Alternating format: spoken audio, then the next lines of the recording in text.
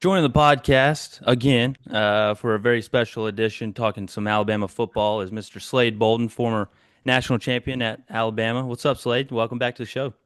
Scott, what's up, baby? I love talking football, especially Bama football. So I appreciate you giving me another opportunity to do so. Thanks for Absolutely, having me. absolutely, and we might have another special guest joining us here later. But to start off, Slade, UGA is playing Alabama. They're hosting Alabama. It's always a tough place to play, and UGA is coming off of their walk-off win. Their 44-41 overtime win at Tennessee, and Alabama's coming off their 38-14 blowout win versus Wisconsin.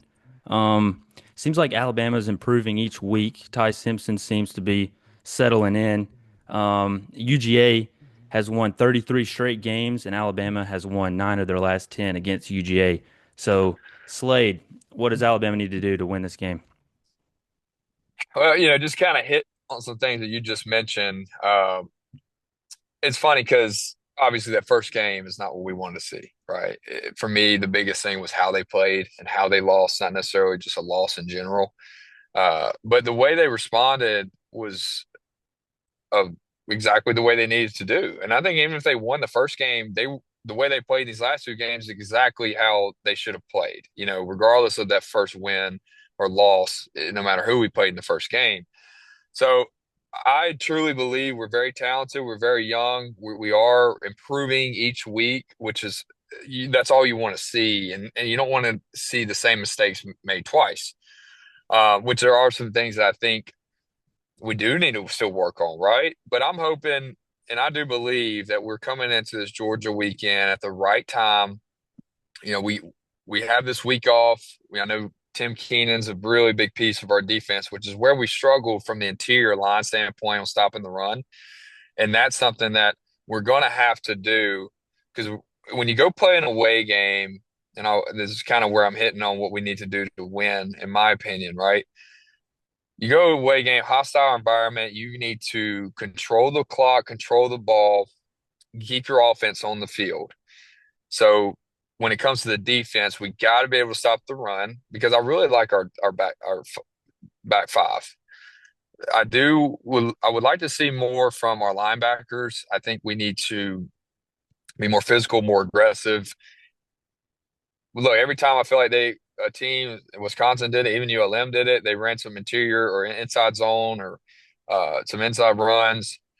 I feel like you're getting pushed back a little bit too much, and naturally you're going to get blocked. But I want to see guys like attacking that block. Bring the fight to them. I want to see their guys going back, not ours. That's the one thing I think we could improve on. But maybe having Tim Keenan back, hopefully this week or these 2 weeks, he can get back healthy. But first game back, he may not be as dominant as he normally is. So flip side to the offense when it comes to the run game, that is so critical playing a team like this on the road, hostile environment, very good team. You got to establish the run game because not only does that show the physicality, you control the ball, and then you're able to open up everything else, play action, different types of trap plays, misdirection runs, like just being physical, establishing run game. I think is going to be so critical going into this game because it's just going to open up the whole offense. Because we've seen, like you said, Ty Simpson's playing very, very well.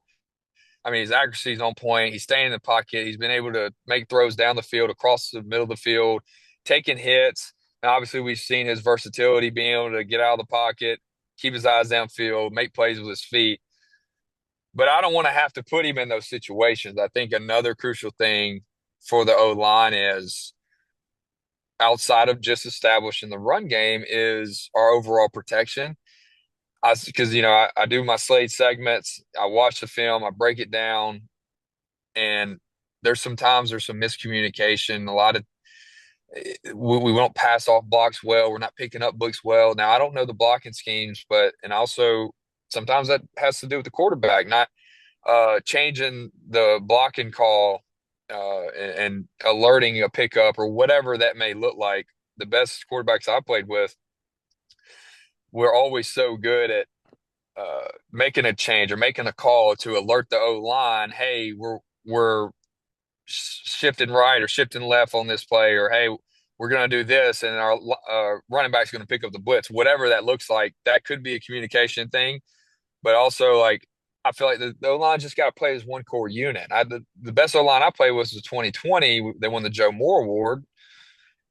They were obviously super talented, which we have a super talented O line, but what they did outside of practice, what they did outside the locker rooms, they were just really close. And they had Landon Dickerson, Alex Leatherwood, these leaders, right, that established their mentality. They establish we're going to dominate every time we get on the line of scrimmage. So, me personally, I think the O line just needs to come together and establish a mentality that, hey, like, even I think Booker said it, we're gonna play bully ball, or we're whatever we're gonna do. Just you got to be nasty too. You got to be smart as O line, but you got to be nasty. And that's what I think we need to do to win this game. Well, piggybacking off of what you said, I think this game is going to be come down to who can win at the line of scrimmage, like you said. I think this is going to Hmm. be a very big game for Proctor, containing the edge. And just talking about Ty, man, we were there with Ty when he was a young cat, and man, I'm really glad to see him really getting his spot to shine. And he's a really good dude. I'm really glad to see that. But Same here. yeah, man, I know we don't want to talk about it, but the first game, my Got to. problem my whole problem was I get it. The GOAT is gone. I'm not I think we can be realistic in terms of, hey, maybe we're not going to compete for a national championship every single year, but we still expect the standard to stay the same. And that's what I was so pissed about. I was like, dude, this is bullshit. Like, we shouldn't ever have to get guys to want to play hard, to give effort, to have pride and play in for themselves and for the school. And I wonder how much NIL has to do with that. But that was my whole thing, was just, man, DeBoer, first and foremost, he's got to get control of that. Like, we got to get some guys, like you said, going out there wanting to rip people's heads off and playing aggressive. And that was my whole takeaway on that. Uh, What would you think? Same. I mean, I try not to get so caught up in where I'm used to seeing, who, the teams I played for, played with, and what I'm used to seeing from a Bama team. I try not to get caught up in that because I do understand that this is a whole new world. It was such a challenge as a coach to try to prepare each week for guys that may have been in two different schools. Like, maybe from a schematic standpoint, it's not as difficult unless that's a new coach or, a new scheme. But from an individual player standpoint, I mean, I feel like every Saturday they'll announce a guy, he makes a play, and like, oh, this cat, transferred from this school and was previously at another. And it's like, how do you kind of get prepared for guys who have bounced around or they have been in different systems? It's a challenge for coaches, and How do you get even those for, guys to buy in? yeah, and then there you go, right? That's what's tough too, for our sake as our team, is how many guys are just worried about that next check or how much money they can make, or they're looking to transfer already. We're 3 games into the season. How do they? It's such a challenge as a coach and as leaders on this team to get guys to be bought into a certain standard or process. Look, DeBoer ain't saving. Neither is Mike Leach. Neither is Pete Carroll. Neither is Bill Belichick. Well, Bill Belichick is saving pretty Yeah. pretty similar, but all those guys have a different recipe for success. DeBoer's had success. There is a recipe there, but you got to find the right ingredients to make that recipe special, right? And whether that's the right coaching staff, the right players, and the right standard for everybody to get bought into. So I think that's the challenge for DeBoer, is he may not coach the way he coaches, the way he recruits could be totally different than what Saban did, which is fine. But as long as it works and everybody's bought into it, we'll have success. So yeah, this new world definitely has something to do with it. But yeah, from the first game, I think just overall mentality was something that I was disappointed in seeing. But that just has a lot to do with the new world and also new coach and the types of players that he may be recruiting. I don't know, but I try not to compare them as much to a Saban team because it's frankly not, you know? Right.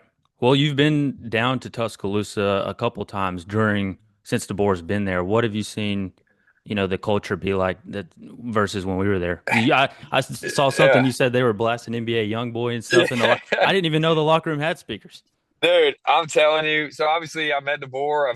I've met Grubb, which I thought Grubb was awesome, and I like DeBoer. Just from quick conversation, shaking hands.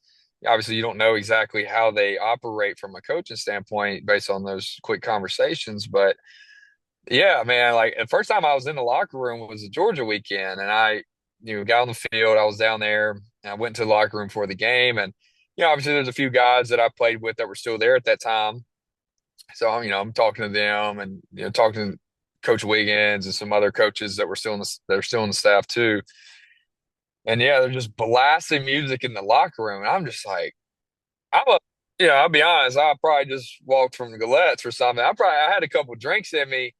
I wasn't that lit, but I was like, okay, but hey, Ready I'm not a to, player. I'm a it's cool for me to you know, vibe to this music right now, but as a player, I'm like. I did think that. I was like, man, I don't know what I would be thinking with Saban blasting rap music in the locker room. That would never happen. Then we go out and beat them, and I'm like, well, hell, if it works, it works. Let's keep doing it. So it is it's obviously completely different, but different isn't always bad. So I don't know. And then you see how our year played out, and it's just, you hear all the different comments, put the suits back on, shut down the podcast, all this stuff, right? It's just, it's never gonna be the same. This is for all programs. Like it's all different now, and that's fine. I do think guys should get paid, but I do think needs to be some contractual guidelines here that needs to change. But everybody's going to struggle with this. And I think another thing that hurts us too is that we don't really have those guys that are at twos and threes that were probably going to be future first, second round picks. Those guys have already either transferred and got more money to a different school or left out of high school to go chase more money because normally they would just come to Bama for the process to play under Saban, to win a national championship, and to be developed to the best way possible. That's now it's about the money, which is it all affects everything. yeah, the days of Alabama having a guy that doesn't start till his senior year and then he gets drafted in the first round. I think that's probably gone with. But that's funny, man. Slade walked in there, heard some NBA young boy said, "Hey, Springer, give me a helmet, bro." Yeah, oh, bro, I was I was ready to go. was I was ready to go. I mean that from Louisiana, that young boy was constantly in my headphones. Or So or some that Boosie. was yeah, oh yeah, Boosie Webby, man, I could go on and on. Any Hot Boys, shoot, No Limit Records, any of that. That's what got me ready to. Even though I was a receiver, I was still ready to take some heads off. Oh yeah, that was like Little League for me. That song that was what was it? Yeah, INDEP. yeah, Yeah. yeah, yeah. Oh yeah, oh Uh, yeah. Going back to Georgia though, you played Georgia multiple times. What about playing Georgia is so tough? I mean, they're so well disciplined, so well coached. I mean, Kirby, obviously the tree he came from, Saban being that tree. The way he prepares his players, they're always going to be physical, and they've had success. And obviously, Kirby does a good job of hiring the right people to recruit good players. And obviously, like Georgia's always been a pretty big program, a very sought out program. So you're gonna get guys that just want to come to Georgia just to play for the Bulldogs, just like how we gotten plenty of guys because they just want to wear that script A. But now that you've had success, you've won national championships, and you've got all the little other intangibles in place. They got good players. They're always going to recruit well. They're always going to have good players, but they play discipline. They're very efficient and they play physical and they don't make many mistakes. And that's what makes good teams. And as the opponent of playing those teams, if you can capitalize on mistakes and also not have any, you have a chance. Because I think we're just as talented for the most part, but we cannot make mistakes and we have to be very efficient in our execution. So whether that's finishing drives, not getting into third and long situations, playing, uh, or executing on all special teams, just all those little things, and then look, good teams mess up. You just got to capitalize. We need some turnovers. We got to control the ball, control the line of scrimmage. It's going to be a hell of a challenge. And look, as much as I love for us to win out going into playoffs, we might need to get kicked in the teeth one more time. Just to truly figure out ourselves. So going into Georgia, if we don't come out with a win, I don't see it as the end of the world because they're going to continue to be ranked high. But hopefully, if we do lose, we learn from it. We understand. We figure out more about ourselves. It almost kind of feels like the season starts this weekend in a Yeah, way. yeah. Um, when obviously we were in Malmore together, but I wasn't in the film rooms or nothing like that. But when you guys would play Georgia with the similarities with Kirby being from Alabama and Saban and all that kind of stuff, was there some talks to try to use that to your advantage, or did that get kind of tricky because they were trying to do the same thing? Well, I just felt like there was always some kind of Like, did you ever go out there and you were like, I think I know what they're about to do because we do something similar? yeah. I mean that from being an offensive player, looking at their defense, they did a lot of similar things that we did. But I felt like there was always that little vibe or like that just secret that they just couldn't get over us. They're always going to be in our shadow. And if you walk into a stadium already with that little, what's it, kink in your armor? A chip, yeah, yeah, chip on your Yeah. shoulder. Well, like as Georgia, when they come to play us, there's that little kink in that armor that, hey, like this is Alabama and they've already beaten us in overtime. They've already beaten us, at home, whatever. We're never going to be as good as they are. And not to say that they always thought that way, but enough guys did, and maybe even Kirby did. So it's like there's always that hump that they had to get over. And then we come out and play like we did, and it just proved what they already were thinking in the back of their minds. So I think we always had that little edge over them, but now that edge is gone. That edge is gone. I think they believe they can beat us now.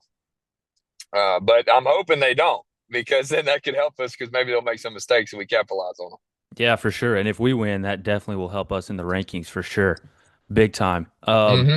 I don't want to keep you too much longer. A couple more things. I'll tell you a guy that has really impressed me, and I'm not going to put down Ryan Williams, but I think this guy might be a little better. Jeremy Yeah. Bernard. He is a stud. Who are some guys that you've seen that maybe don't get some of the spotlight that you're like, this guy's a dog? Dude, I said it from day one. I thought Jeremy was going to have a big year. I thought Rico Scott, which he still has potential to have another big year. I like what 17's doing. Kevin Riley's playing very well. Uh, I I like our running back room. Obviously, receiver core is really, really good. On defense, Trey Kirkpatrick, like the way he's playing when he gets in. I mean, he's flying around. And then obviously my boy 18, Bray Hubbard's been playing very well. Like, but I knew that he was going to play that way. You know what I mean? Like, obviously, he got caught loafing on one plate. Yeah. I said it on my segments. Look, it happens. We've all gotten caught loafing. It is what it is.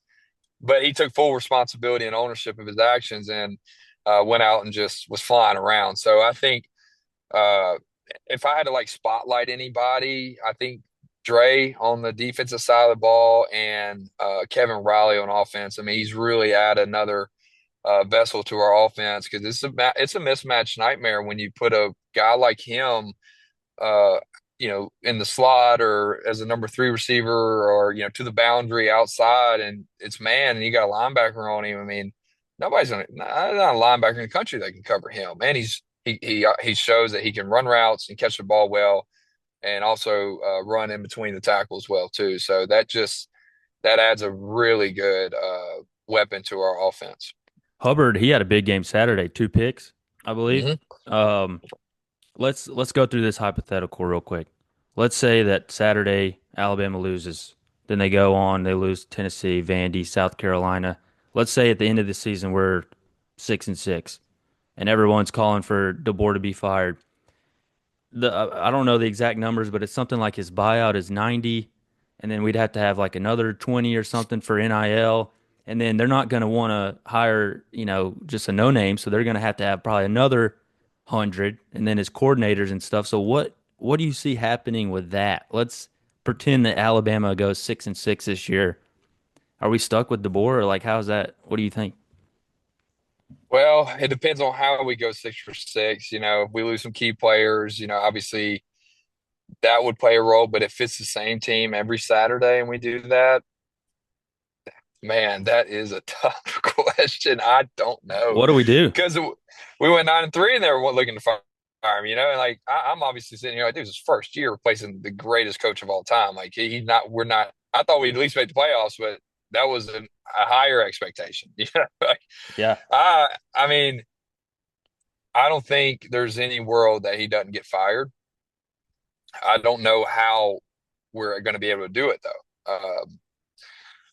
Somebody better pick up the phones, start calling some old money Mountain Brook booster Yeah. to get him out of there, because that's what you got to do now. Because th there's no world in my mind where Greg Byrne is not, because then he starts worrying about his job. Right. If I don't fire him, then I might get fired. You know what I mean? So, Yeah. uh, and I mean, I don't think we'll do that. I think we're going to play very well. I'm I, I see us maybe losing one more game. I don't know if it is Georgia or something. Just the way this new world is, almost evens the levels of playing field. So I do think that there is a chance that we take one more L. But hey, we don't take L's; we take lessons, and just you got to learn from it. But man, that's the worst possible outcome for as a former player, as a fan, and for DeBoer. So I don't know how they would do it, but I'm pretty positive that they would be moving on. Yeah, yeah. Let's hope not that it doesn't get that Yeah, bad. yeah. I don't think it will. I think we're on a good W- pace here. Were you surprised that they got DeBoer and not like Lane Kiffin or Dabo or some of these guys? Well, I actually was talking to a longtime Bama fan here recently, and he said something that I didn't even know. Apparently, Burns didn't even reach out to Dabo, but Wow. Saban did. I don't know how true that is, right? And I love Greg Byrne. Don't get me wrong; like he's I an wonder if he awesome would have guy. even left Clemson though. Do you think he would have even left? Well, I don't think he would have. So that's why it didn't really make sense to me why they would even try to offer him the job. But also, it does make sense too in the fact that hey, he played for Bear Bryant. He's from Alabama. Maybe that's his ultimate dream job. You never know. But I think what he's built at Clemson, the success he's had, the community, I don't think he is even close to leaving that because that's his own legacy. You know what I mean? So Yeah. with Lane, no, I don't think he would have left Ole Miss, similar to kind of how Dabo is with Clemson, but on a smaller scale, building something himself. Uh, but Kirby, same thing. Now he ain't living in Georgia. Plus, he played there. That's obviously probably his dream job. And I'm trying to think. I wouldn't have minded uh, Dan Lanning. I think that was Yeah. another good off prospect, the Oregon head coach. That's right, huh? Mm, Oregon. yep. I would have liked him, but it still would have been different. Even though he was from the Saban coaching tree, I still think it would have been different. But when DeBoer first initially got hired, and you hear all the success he's had. Obviously, we just watched Washington play for a national title. It made sense, and he's a younger guy. It's a newer generation. It's a new world. Like it made sense to me. I just think we can't all be uh, couch coaches and quarterbacks, right? Um, he knows what he's doing. It's just I think he's trying to figure out exactly how to approach this new world. in this new team and this new community and this new conference and all the things that come with being a head coach at Alabama and the SEC. That's a challenge for any coach. Oh yeah, for sure. Real quick to wrap this up, Yeah. give me your preview for the rest of the season because I mean, like you said, it seems like it's a lot more level playing field now. Tennessee's looking good, Vandy's looking strong, South Carolina, the Iron Bowl is always Yeah. Always a tricky. bitch. Yeah, yeah. So, what do you think? What's your message to Alabama fans? When should we really start to kind of panic? Like, I I think honestly it'd be much easier to give this answer after Georgia. And that's fair, not because of the outcome. It's how we play. Because they're still a really good team. Like they're ranked high for a reason, and they're always good. But I'm saying I think how we play against them is really going to determine how the rest of the season looks like, in my opinion. Because even if we go out there, we play well, we battle our asses off, and we just come up short, that shows it'll show the character of the team, the mentality of the team, and I think that's the biggest issue. I don't think it's a talent. I don't think it's an execution. I think it's overall mentality because what I think we need to work on offense is run game. That's a mentality. And what we need to work on from the defense is stopping the interior run. That's a mentality. So seeing how they play, seeing how their mentality is after this game, I think that's going to show us a lot more. But based off what I've seen so far, I think we go into Georgia and play very well. I don't know if we lose or win. I don't even care. But I think we're on the right track to have a very good season, and I don't think we lose another game after Georgia. If we lose, and if we win against Georgia, I don't see us losing another game. well, all right. I hope we go undefeated, man. I hope we go into Athens and beat Me them too. 73 to nothing. Like, did you? That was probably kind of weird for you, that being your hometown team and then your college team putting a whooping on them like that. Was that Uh, we, UL Monroe getting whooped oh, 73 to nothing? oh man, I don't really. I Yeah, was never. It's funny because if you grow up in Louisiana, you're an LSU fan. So yeah. I was an LSU fan obviously until I got recruited by Bama. But yeah, so I hate it for some of the guys that I knew or not or still kind of know that are on the team now or played for. Because one of my closest friends from home, his little brother's O line there. His brother played tight end there. I know a kid that plays there now, and obviously some guys I played with in high school played there. So I hate it for them. But it was one of those things where it's not like a close at home thing. Yeah, it It's is not. what it is. Oh, but yeah, like trying to make that in a bad way. Like I hope their ULM's program becomes somewhat successful just because there's a lot of ULM grads that still live in Western or Monroe area, so you want to see some pride in your community. But hey, I'm Roll Tide, baby. Anybody can get it any Saturday. There you go. I heard that. Well, Slade, I appreciate it, buddy. Good to speak with you again. Enjoy that Benz, man. Be good. Of I appreciate it, Skylar. Thanks for having me. Talk course. to you soon. All righty.